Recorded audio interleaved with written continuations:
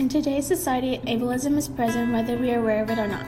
We want to clarify what ableism means and what impact it has on people with diverse ability. Disability is seen as damage to individual body minds which require cure, and this sort of image of disability comes from ableism. Ableism is defined as discrimination in favor of able-bodied people. Ableism occurs in our everyday lives, even though we may not realize it. It happens when able-bodied people assume that they know exactly what someone else with a diverse ability is going through. For example, assuming that you know what someone in a wheelchair goes through each day because you broke your leg and had crutches when you were younger. It also occurs through able-bodied people not acknowledging their privilege of access, such as using handicapped bathroom stalls, elevators, or wheelchair ramps.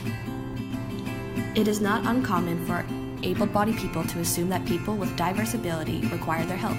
Although this desire comes from a good place in people, it may not come across as helping, but more belittling. The medical industrial complex is made by ableism, and it contributes a lot to establishing the certain norms of what is expected of our body minds. It pushes ideas of the medical model onto our society, focusing on cures rather than accommodations. Ableism builds and maintains the notion that defective body minds are undesirable, worthless, disposable, or in need of cure.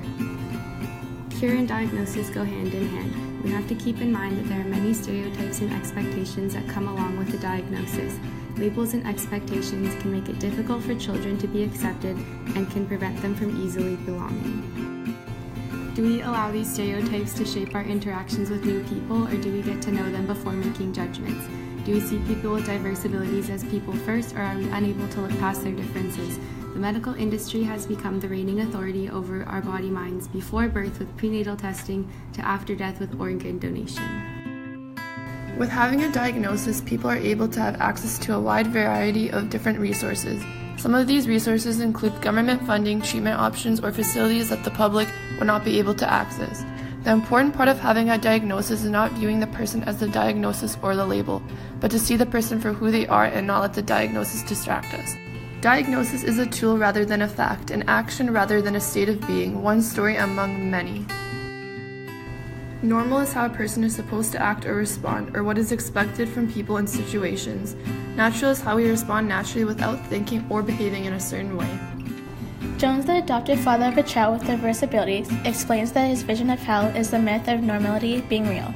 Everyone the same, no spark, no imagination, no difference, no thanks. Once we look past what society tells us is normal, our eyes will be opened to the beauty of diversity. Cure has the power to show disabled people the promise of imagined life, but at the same time it can easily devalue the present day. It can lead us to dismiss the lessons they have learned, knowledge gained, scars acquired.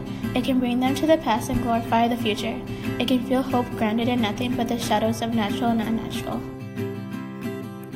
In today's world where ableism fundamentally shapes white Western cultural definitions of normal and abnormal, worthy and unworthy, whole and broken body minds, any person or community named defective can be targeted without question or hesitation for eradication, imprisonment, and institutionalization. We should be aware of the presence of ableism and how our views on disability have a danger to hurt disabled people unintentionally. It's so important for us to remember that people have disability, they're not disability. The person can exist without being taken over by the disability.